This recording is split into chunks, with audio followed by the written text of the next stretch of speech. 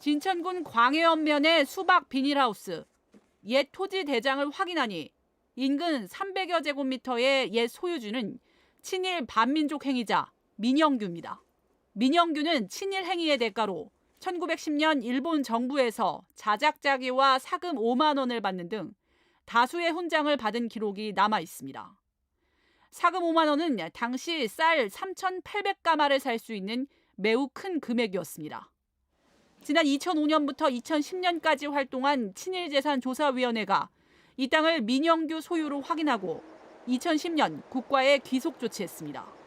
진천 지역에선 유일한 환수 사례입니다. 국가가 친일재산 환수에 나선 이후 전국 곳곳에서 환수 작업이 벌어졌는데 진천에서 환수된 땅은 이곳 한 필지가 유일합니다. 일제가 토지조사 사업을 벌인 1910년 이후 진천에서는 정미칠적으로 불리던 임선준과 조중흥 등 친일파 7명이 729필지를 갖고 있었던 것으로 전해집니다. 광복 이후 상당수 토지가 제3자에게 넘어갔는데 소유권을 확인하지 못한 비전산 자료도 상당할 것으로 추정됩니다. 2005년 제정된 친일재산 환수특별법에 따르면 후손에게 상속된 토지는 물론 매각 대금까지 환수할 수 있습니다.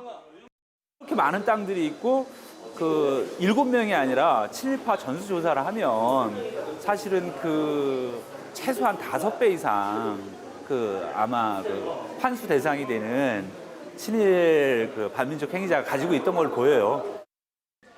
특히 친일조사위 활동 당시 법인으로 넘어간 재산 또한 환수하지 못한 만큼 이에 대한 조사 필요성도 제기되고 있습니다.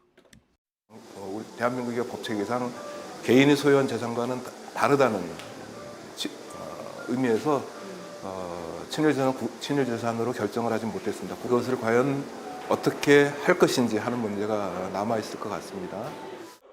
진천군이 지자체 가운데 처음으로 친일 재산을 추적해 국가 귀속을 추진하는 특별 프로젝트에 나섰습니다. 전담팀을 꾸려 내년 2월까지 진천군 전체 토지 17만여 필지를 조사해 친일파 후손의 재산 여부를 확인하고 그 결과를 내년 3.1절에 맞춰 공개할 계획입니다. 송기섭 진천군수가 단장을 맡고 광복회원과 역사 전문가, 변호사 등이 전담팀에 참여했습니다. 모든 토지 필수의 전주조사를 하고 그 결과를 친일재산이 나오면 법무부에 이관을 해서 국가 기속이 될 수 있도록 조치를 하도록 하겠습니다. 이재명 대통령이 지난 13일 친일재산 환수를 챙겨보라고 지시한 뒤 국가보훈처는 친일재산 환수 대상을 확대하고 조사위원회 활동을 복원하는 특별법 개정안에 대한 검토에 들어갔습니다. MBC 뉴스 허지입니다.